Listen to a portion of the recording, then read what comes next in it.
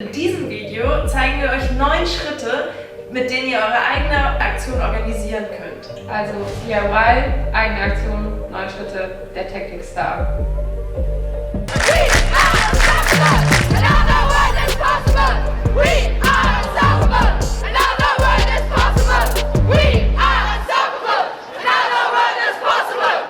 Nummer 1.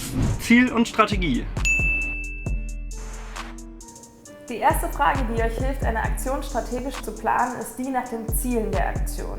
Ihr fragt euch, was ist das Ziel meiner Aktion? Und ihr fragt euch, wie diese Aktion darin passt, was ihr langfristig mit eurer Gruppe erreichen wollt, also zum Beispiel Klimagerechtigkeit. Ihr könnt euch fragen, ob eure Aktion Teil einer Kampagne sein soll oder ganz für sich alleine steht. Es macht auch Sinn, sich zu überlegen, was vor der Aktion kam und was in der Zukunft kommen soll und ob das Ganze eine runde Geschichte ergibt. Dann solltet ihr euch Gedanken zum Zeitpunkt, zur Botschaft und zum Aktionsbild machen. Nummer 2. Zeitpunkt. Zeitpunkt. Warum wollt ihr die Aktion genau jetzt machen? Oder warum ist es sinnvoll, sie jetzt zu machen? Das heißt, steht vielleicht die Verabschiedung von einem Gesetz an oder gibt es einfach einen Grund, warum das gerade groß in den Medien ist? Nutzt das, denn Aktionen können sonst leider super schnell untergehen, auch wenn sie super cool sind.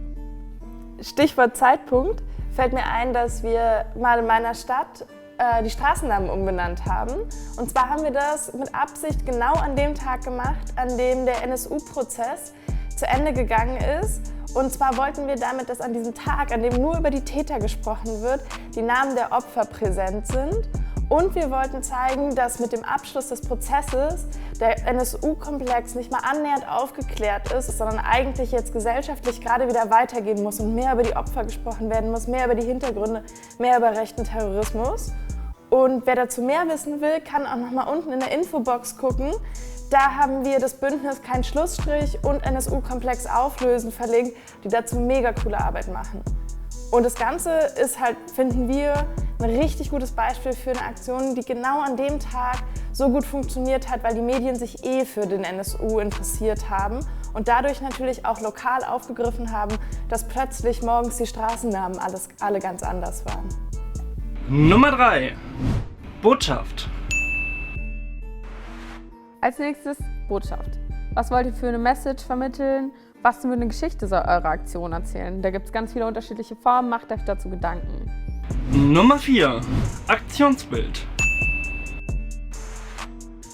Aktionsbild.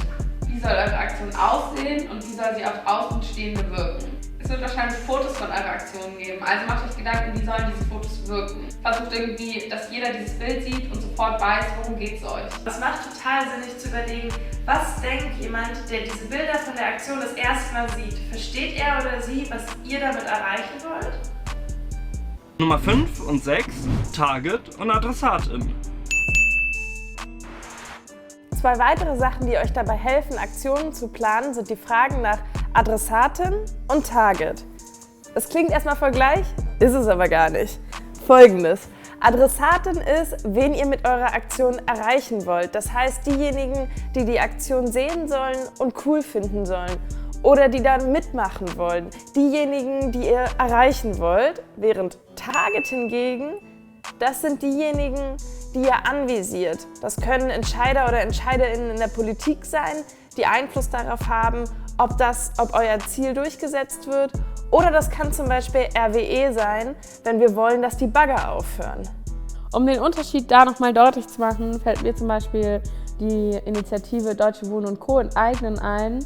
Das ist eine Initiative in Berlin, die sich dafür einsetzt, dass die Wohnungsbaugesellschaft Deutsche Wohnen enteignet wird, und die wollen damit dann MieterInnenrechte stärken. Und genau, die starten gerade ein Volksbegehren und die Adressatinnen sind dann eben die BürgerInnen Berlins, weil die müssen das Ganze ja supporten und unterschreiben. Und das Target ist in dem Fall dann Deutsche Wohnen und sowohl auch der Senat in Berlin, der ja dieses Gesetz vorantreiben soll. Mehr Infos dafür gibt es aber auch in der Infobox. Nummer 7. Gruppe, Organisation. Gruppe und Organisation. Macht euch Gedanken darüber, was die Aktion für eure Gruppe bedeutet. Das heißt, könnt ihr Wissen vielleicht weitergeben, was andere Menschen in eurer Gruppe schon haben, und gibt es vielleicht auch Risiken für die Menschen aus eurer Gruppe? Also wir haben letztes Jahr in der Lausitz im November Kohleinfrastruktur blockiert und genau, wir haben uns eben im Voraus voll krass Gedanken dazu gemacht und uns ist aufgefallen, dass in Brandenburg und besonders in der Lausitz irgendwie rechte Strukturen ein Problem sind und im Voraus dann auch sehr krass gegen uns mobilisiert wurde. Und in der Aktion selber war es dann tatsächlich auch so, dass wir damit zu kämpfen hatten, dass da Nazis an der Seite waren und uns beschimpft haben. Das muss man halt vorher mitbedenken, weil es unterschiedliche Szenarien gibt, wo entweder Leute gegen einen sind oder einfach bestimmte Einflüsse von außen kommen, die eure Aktion beeinflussen können. Aber mit einer richtigen Vorbereitung kann man das irgendwie voll gut dann auch bekämpfen. Nummer 8. Ressourcen. Dann die Ressourcen.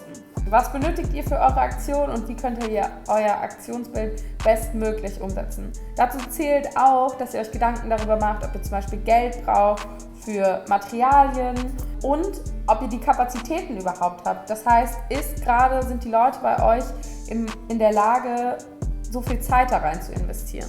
Wenn ihr dieses Video 2020 guckt, Standard, ihr braucht ein Hygienekonzept.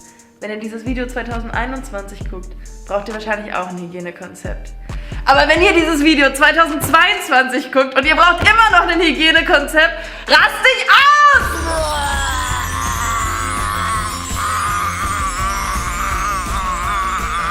Jetzt habt ihr 8 Punkte, wie ihr eine super geile Aktion vorbereiten könnt.